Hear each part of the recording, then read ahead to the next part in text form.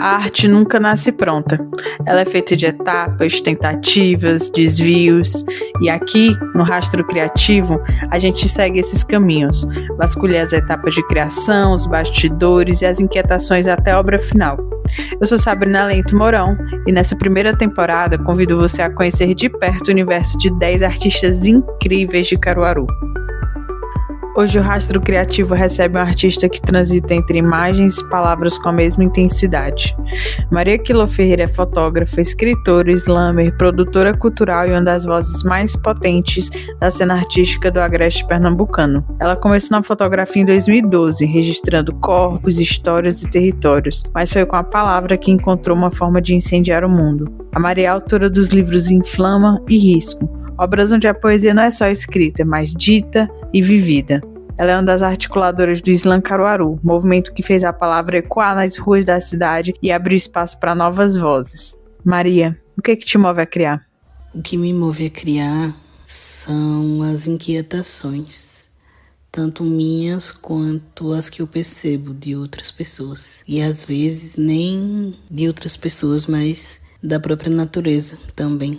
Eu acho que o movimento da vida inspira muito para escrever, não só porque o mundo é belo, né? Pelo menos eu acho, mas porque enquanto ser vivente, eu não consigo não reparar nas coisas, né, que acontecem e no que é dito também ao meu redor, enfim. Gosto muito de observar tudo no mundo com todos os meus sentidos, inclusive. Acho que para cada sentido eu tento traduzir as coisas que eu vejo e que eu sinto. E aí talvez seja essa a maior fonte de inspiração que eu tenho, né? O que é a vida, mas a curiosidade, vamos dizer assim, de tentar colocar no papel todas essas questões, né? Que, como eu falei, de todos os sentidos.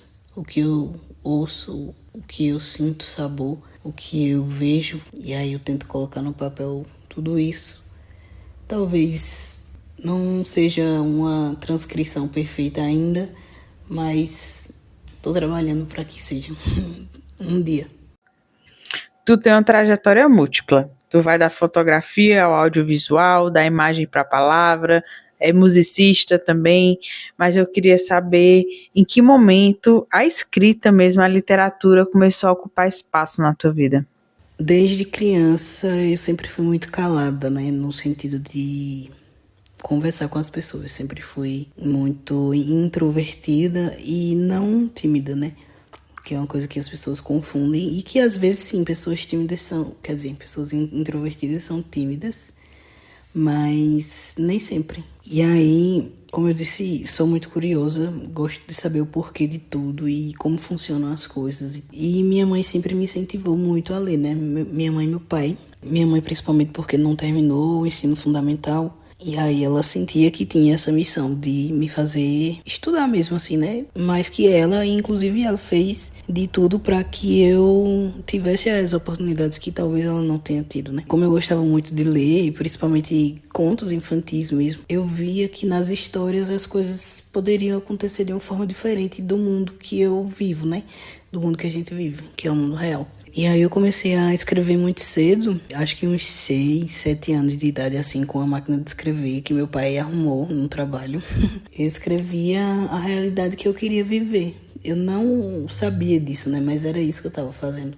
Escrevia muita poesia romântica mesmo, assim. Como se eu achasse que as pessoas que eu tinha amor por elas, né? Como se eu achasse que elas também tivessem aquele mesmo amor por mim, vamos dizer assim.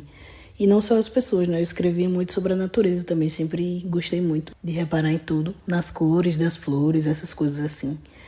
E aí foi nessa época que eu comecei a escrever minhas poesias, acho que aos 12 anos, mais ou menos. Comecei a ver esse tipo de poesia como uma coisa mais besta, assim, sabe? Meio boba. E parei de fazer poesia romântica, comecei a escrever textos existenciais, que foi quando eu conheci, quer dizer, um pouco mais à frente, né? Foi quando eu conheci o Tumblr e eu postava meus textos lá. E muita gente copiava, assim, tipo, meu perfil não era conhecido, mas os textos, por algum motivo, não sei como, vazavam. E tinha um perfil que era famoso que pegava meus textos também e não colocava os créditos, né? Na época eu nem sabia como é que funcionava essas coisas, não sabia que eu poderia, inclusive, processar a pessoa.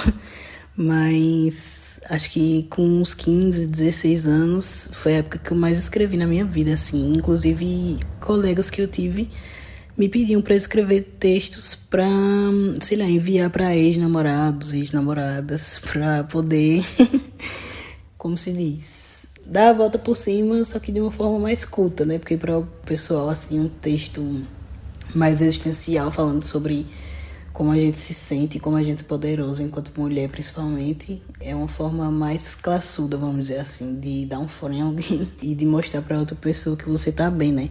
Depois de um término e tal. E eu gostava muito de fazer isso, não vou mentir. Mas o começo foi assim. Passei por vários tipos de escrita, né? E hoje eu acho que apesar de a gente sempre achar que tá faltando alguma coisa, mas acho que hoje eu consigo sintetizar melhor essa escrita no sentido de saber até misturá-las mesmo, assim. E eu acho interessante poder ter passado por isso para hoje ter uma visão diferente, assim, sobre o que é escrever e sobre o que é ler também. Tu participou e ajudou a produzir o Slam Caruaru e o Slam Capibaribe. O Slam é essa experiência, né, de literatura viva, tu vai pra rua, tu fala teu texto, tu performa teu texto, e aí a voz e o corpo se misturam ali, né? O que te atrai tanto nesse formato? E o que é que muda quando a poesia sai da página e ganha o palco, ganha a rua? Quando eu conheci o Slam em 2015, na verdade eu conheci a poesia de rua primeiro, né? No Facebook eu vi alguns vídeos soltos de pessoas recitando em saraus, porém pessoas geralmente em pé, com expressividade corporal maior do que o que eu estava acostumada a ver nos saraus que eu ia, falando coisas que talvez não fossem tão comuns assim também, pelo menos nos saraus aqui em Caruaru, né? Isso já me atraiu bastante. E principalmente também um ponto forte, né, desses vídeos era que a maioria das pessoas recitando eram pessoas negras e eu também não estava acostumada a ver isso aqui na cidade. Então, continuei acompanhando as páginas e aí acho que em 2016 ou até em 2015 mesmo o Slam BR criou na verdade não era Slam BR, algum Slam de São Paulo, que agora não me lembro o nome, mas criou uma página no Facebook para gravar vídeos, né, dos poetas durante as competições e postar. E aí eu fiquei encantada assim com o poder que a palavra falada tem, porque a gente que costuma ler bastante, né, a gente lê as histórias, lê poesias e aquilo fica pra gente assim, se a gente não tiver alguém para compartilhar sobre o que a gente entendeu ou sentiu, é uma coisa que costuma ficar ali pra gente. E a poesia falada não. Além de ter essa conexão com o teatro também, teatro de rua, né? Não é feito necessariamente para impactar, mas tem um impacto, né, em todas as pessoas que estão assistindo, seja positivo ou negativo. E além disso, dessa semelhança com o teatro de rua, eu acho que perceber no momento em que é falada a poesia, como as pessoas reagiram a ela, eu acho incrível, assim. Principalmente para quem está recitando, né? Eu, enquanto poeta, que vá recitar alguma poesia, ver aquelas pessoas reagindo assim. E às vezes não reagindo de uma forma tão expressiva, mas pelo olhar da pessoa já dá para saber um pouco do que ela está achando, do que você está falando também. Eu acho incrível. E outro ponto que me atrai bastante no Slam é que, principalmente em épocas importantes de eleições, de acontecimentos ou trágicos ou não trágicos, o pessoal geralmente escreve conforme o que está acontecendo. E aí, para mim, vira como um jornal poético, como se fosse um cordel, uma literatura de cordel, na verdade, sendo que falada para um público específico, né? Pessoas que estão passando na rua e tal. Diferente de esperar que essas pessoas comprem os livretos, né? para poder ver o que você está falando sobre o que está acontecendo no país politicamente ou socialmente, né? Então acho que esse ponto também me atrai bastante no Islã. E acredito que a poesia falada tem um poder imenso, assim, de transformar vidas mesmo, de inspirar pessoas também, né? Tu trabalha com vários tipos de escrita, né? Tanto roteiros para cinema, que é uma coisa que tu faz, como poesia, contos de terror. O que é para tu fazer literatura aqui no Agreste? E como é que viver aqui no Agreste, transitar por esses espaços, atravessa a tua literatura? Como é que isso se manifesta dentro da tua escrita? Estar no Agreste, sendo uma mulher negra, periférica, gorda, bissexual, me faz me sentir fora de todas as caixinhas possíveis, de todas as bolhas possíveis. E além desse sentimento de solidão, me faz querer mostrar ao mundo como ele mesmo funciona através da minha visão. O que é que eu enxergo e o que é que eu sinto falta também, né, nas literaturas. Não consegui até hoje colocar para frente algum filme com um roteiro que eu tenha feito. Não sei se porque talvez sejam um pouco mirabolantes assim as histórias, no sentido de que seria um pouco caro de produzir, porque vai ter efeito especial, efeito gráfico e para quem faz cinema, todo mundo sabe aqui no Brasil que é bem difícil conseguir incentivo. Na verdade, qualquer arte aqui no Brasil é difícil conseguir incentivo, né? Mas o cinema em especial é algo que precisa ser mudado há muito tempo e urgente. Na literatura do cinema, que é o roteiro, né? Eu procuro inserir personagens que eu gostaria de ver nas telas, assim, e não os colocando lá como uma obrigação ou para incomodar entre aspas, né, o público mesmo, porque, sei lá, as pessoas costumam questionar por que colocaram tal personagem negro, né, sendo que não precisava, segundo eles, que a gente tá forçando a barra e etc. Mas todas as situações que o ser humano pode passar, pode vir a passar no mundo, pode ser vivida por pessoas brancas e pessoas não brancas, né, também. Eu não costumo ter esse estranhamento, assim, da etnia, nem a raça, nem, enfim, dos personagens, mas eu gostaria que as pessoas se educassem, né, através do que eu faço e do que tem outros produtores fazendo também por aí. Estar nesse meio, para mim, é um pouco confuso, porque acaba me dando muita responsabilidade, de certa forma. Escrever poesias, escrever contos, escrever roteiros. Eu tenho 3 vezes mais chances de repetir algo, de alguma história que eu já fiz. Tenho 3 vezes mais chances de errar em relação à narrativa da história. É um trabalho triplicado, né? Mas acredito que seja mais esse senso de urgência mesmo, assim, de que tá faltando bastante mudança, assim, bastante coisa nas literaturas que a gente tem hoje, apesar de já ter tido um avanço bom, mas ainda falta muito a se fazer. Não vejo uma aceitação tão grande assim, né, das pessoas para com quem já vem lutando por isso há algum tempo. Então acho que, infelizmente, fica esse papel de lutar mais vezes, lutar com mais força do que se suporta, inclusive, né? Acaba sendo desgastante, mas é necessário. Eu entendo que é necessário e que outras pessoas, negras ou não negras também, podem comprar essa briga, mas as que não se sentem capazes ou prontas ainda, entendo totalmente, pois eu já me senti assim também. Espero poder ver mais gente, mais pessoas LGBTs também escrevendo tanto roteiros quanto contos, pra gente realmente ter uma diversidade boa assim na escrita, porque acho que a gente tá no caminho, mas ainda falta muito para fazer. Me conta um pouco do teu processo criativo. Tu escreve mais por impulso, por raiva, por amor, por observação, por inspiração, no insight, assim. Fala aí sobre esse teu processo de escrita. Geralmente, acho que são fases, na verdade. Em 2017, quando eu comecei a escrever poesias exclusivamente para participar dos slams como competidora, eu escrevia mais por raiva. Como eu falei, o slam tem muito essa pegada de acolher poesias políticas, sociais, né? E aí, na época, já tava uma guerra política bem forte, né? Da esquerda contra a direita, e a extrema-direita já colocando as garras de fora. E aí eu, enquanto pessoa inquieta, não consegui só ficar na internet e observar o que estava acontecendo, nem também só participar de protestos e essas coisas todas.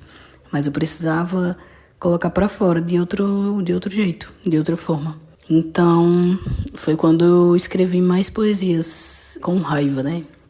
Não só sobre questões sociais e etc., mas o sentimento que mais me motivava para escrever era a raiva. E eu me adaptei a isso. E hoje em dia talvez sinta dificuldade de escrever justamente por procurar esse mesmo sentimento. E ele mudou, né? Porque o que a gente sente se transforma dentro da gente. Talvez a raiva ainda exista, na verdade com certeza ainda existe, mas não é a mesma raiva, não é a mesma intensidade. E agora também ela tá junto com outros sentimentos, né? Que às vezes são até negativos, mas já houve épocas também de eu escrever por inspiração. Tem uma série de poesias minhas que eu escrevi todas em viagens. Em cidades que eu fui, eu me sentava numa praça e observava tudo ao redor e escrevia essas poesias. São poucas poesias, porque eu viajei muito, né, nesses anos, mas geralmente para cidades repetidas. Não que a gente não possa escrever várias coisas sobre uma cidade, até porque uma cidade é uma cidade, né? É enorme, por menor que seja, existem milhões de narrativas ali pra gente poder observar, inclusive, como eu tinha dito antes, não só das pessoas, mas também da natureza e, enfim, de como o ser humano em si interage com o mundo ali, né? E também já escrevi inspirada pelo amor, não só o amor romântico que a gente tá acostumado a ver, a ler, né, também nos poemas. Mas eu acho que é uma mistura de tudo. Porém, ultimamente, o que me faz escrever mesmo está sendo o impulso, eu acho. Tem dias que estou escrevendo projetos e outras coisas, e aí penso que preciso parar para poder refrescar a cabeça e, ao invés de ler um livro, eu vou escrever. E aí eu começo a escrever, mesmo que eu não tivesse inspirada especificamente em nada, mas aí eu começo a escrever. E eu acho legal esse processo de escrever assim por querer também. Traz pra gente um sentimento diferente enquanto a gente escreve, e eu acho que a forma de avaliar o texto também muda assim ao longo desse processo. Eu acho que escrever é uma viagem, assim, quando tu termina um texto e olha para ele, às vezes você nem se reconhece, né? O tempo que você demora entre a concepção do texto e a finalização, você se transforma muito, né? A gente se transforma muito ao longo desse tempo.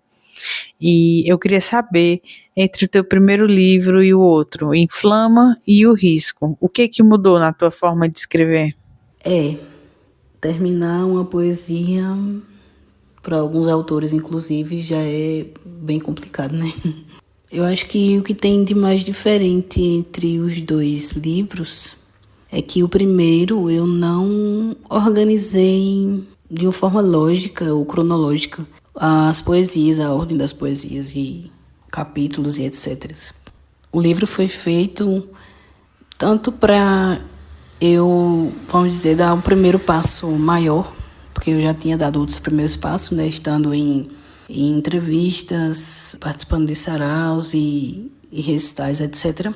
Mas eu sentia que eu precisava de alguma coisa física, inclusive, que me não validasse, mas que me afirmasse poeta, não era nem escritora. Também por uma necessidade financeira que vinha surgindo já em 2019, 2018 na verdade, eu decidi que queria, né? Aproveitei também a oportunidade de ter um editor independente aqui em Caruaru, de um amigo, né? Que já tinha lançado livros de outras pessoas que eu conhecia e me mostrou uma forma bem menos, na verdade, burocrática de lançar um livro. Aí eu fiquei curiosa para saber como seria esse experimento, essa experiência. de ter livro físico e poder comercializar, enfim. E aí só peguei um monte de poesia que tinha, poesias de bloco de nota, inclusive, né? Poesias curtas, a maioria delas, porque eu gosto muito de poesias curtas, porque são pensamentos que aparecem assim pra mim, ideias que surgem e aí eu escrevo e deixo lá, né? E o livro Risco, não. Foi um convite da Candeeiro Cartuneira junto com a Viajeiro Cartuneira para lançar um segundo livro, né? Eu sempre quis fazer um livro cartoneiro porque eu acho muito interessante o movimento em si, é um movimento forte, né? Na América Latina, traz para o artista essa independência, né, de produzir o seu próprio livro também. Fora as conexões que se faz, né, enquanto se viaja para vender os livros, enfim. E a questão do uso de material reciclável também, né? E aí eu escolhi um pouco mais cuidadosamente, assim, as poesias. Inclusive a gente separou por capítulos, né? Coloquei como 3 fases diferentes, né? Os 3 capítulos, eu acho que são 3 agora. Eu coloquei como fases diferentes da minha escrita. E algumas das poesias, uma pode estar num capítulo e outra poesia em outro, mas as duas foram feitas no mesmo dia. Pode acontecer isso também. Porque, enfim, se muda muito de sensações ao longo do dia, né? Se muda muito os sentimentos e a forma como a gente está percebendo o mundo, assim, pode mudar ao longo do dia. Acredito que sejam poesias mais cruas minhas, poesias que mostram mais de mim para o público nesse livro Risco, né?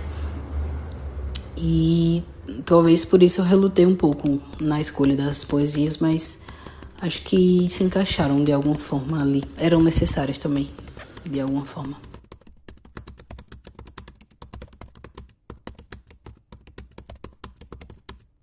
Agora eu quero saber um pouco mais das tuas predileções. Quem é a poeta, artista ou mulher viva, assim, que tu mais admira? Eu acho que eu não tenho... eu não sou do tipo de pessoa que geralmente entra num fã-clube, por exemplo.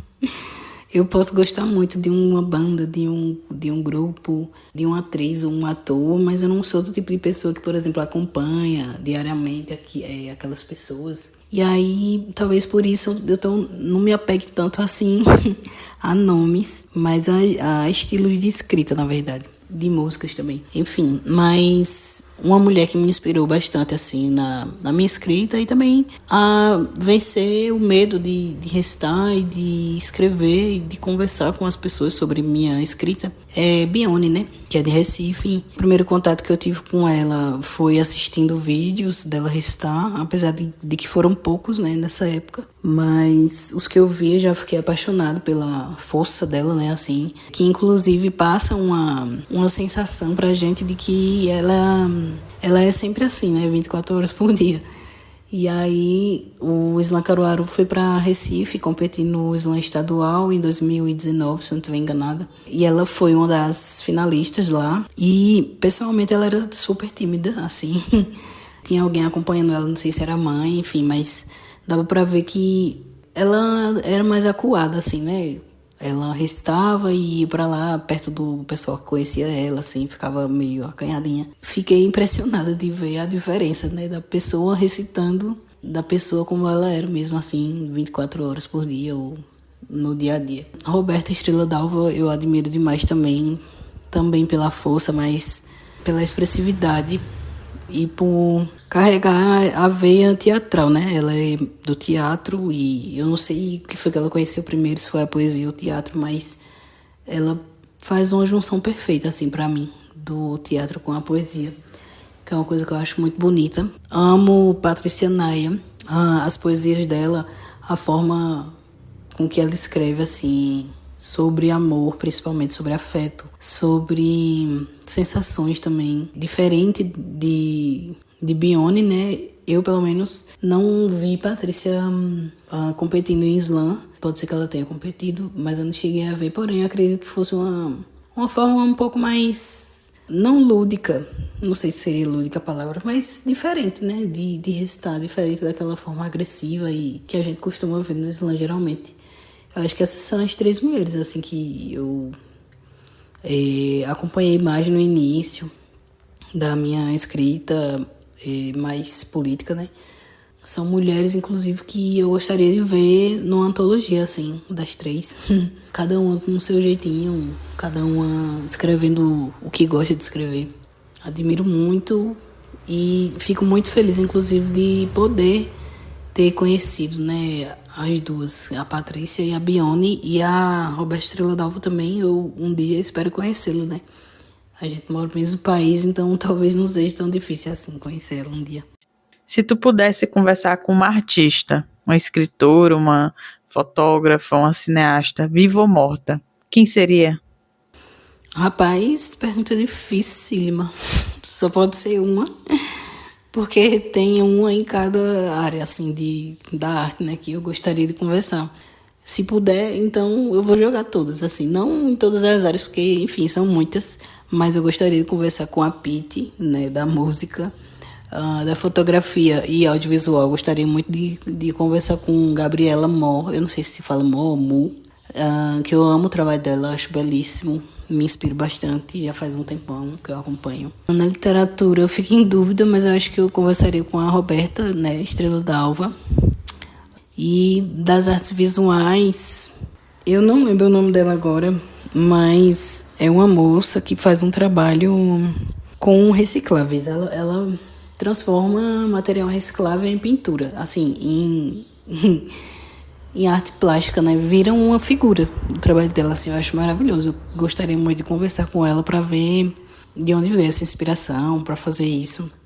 E ela parece ser uma pessoa muito calma, assim, nos vídeos que eu vi dela. E aí parece ser uma pessoa com energia boa, assim, para estar perto também. Eu acho que são essas. O que tu gostaria de produzir ou experimentar artisticamente que tu ainda não fez? Assim, quando eu era criança e adolescente, eu gostava muito de desenhar, mas aí não era um desenho meu, autoral. Eu só sabia copiar o que eu estava vendo, assim. Não é de você pegar, sei lá, um livro que tem uma figura e você colocar embaixo de um papel e ir fazendo o esboço, sabe? Eu olhava e fazia, lógico, não ficava igual. Mas eu gostava muito de fazer isso, assim, não sei porquê. Acho que para me distrair, para passar o tempo. Enfim, eu nem sabia que não podia fazer essas coisas, principalmente se fosse para comercializar, né? Mas eu acho que se eu pudesse, para fechar, assim, porque eu não faço tudo, né? É impossível fazer tudo. Mas queria voltar a desenhar para poder me sentir mais completa até, assim, na arte, de uma vez por todas também, porque experimento muitas coisas. Também sei que não tem como ser perfeito em tudo, a gente não precisa monetizar tudo que a gente faz. Então, acho que essa seria a arte que eu faria para relaxar. E para me encontrar também, às vezes, quando a gente se sente perdido, né, assim. Então, acho que seria pintura ou desenho mesmo, assim, artístico. Que conselho tu daria para meninas, mulheres, garotas que estão começando a escrever e não se enxergam nesse espaço de literatura oficial? Ou o que tu diria para quem está começando e ainda está com vergonha, sei lá, de mostrar os textos para o mundo, ou só de admitir, eu escrevo, sim? Eu acho que, assim, é difícil a gente sair do lugar por conta de algum conselho que alguém deu. Assim, eu digo nessa questão da vergonha que se tem de mostrar os textos, porque você sempre acha que ou a pessoa não vai entender, ou que ela vai julgar mal, enfim, mas a primeira coisa, eu acho que a gente não deve escrever para os outros, a gente tem que escrever para a gente. Então, se você escreveu e gostou, acabou-se. Eu acho que a maioria das vezes tem que ser assim. Lógico que você não vai ignorar que outra pessoa vai ler aquilo, né? Você não vai ignorar que aquilo pode afetar outras pessoas de forma negativa ou positiva, mas acho que, para além de tudo, o que a gente escreve é uma forma de a gente mostrar para o mundo quem a gente é também. Então, eu acho que seria até, não sei se egocêntrico, mas seria esquisito a gente não deixar que o mundo explore o que a gente é. O mundo que eu digo, né, outras pessoas. Não deixar que outras pessoas acessem a gente assim.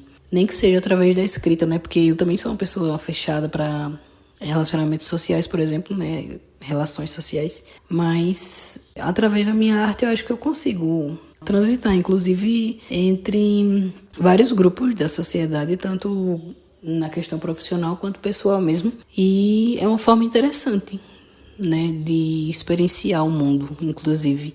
Então, acho que é besteira ficar preocupado se a outra pessoa vai gostar ou não. Se você escreve texto para outras pessoas, inclusive, né, que é uma coisa que talvez hoje em dia tenha se perdido, mas na época que eu era adolescente, eu, por exemplo, fazia cartas para pessoas que eu gostava, e não só pessoas que eu amava ou gostava de uma forma romantizada ou, sei lá, tinha atração sexual pela pessoa, mas escrevi para minha mãe, para o meu pai, para o meu avô, para amigos, né, sempre estava com uma cartinha por ali.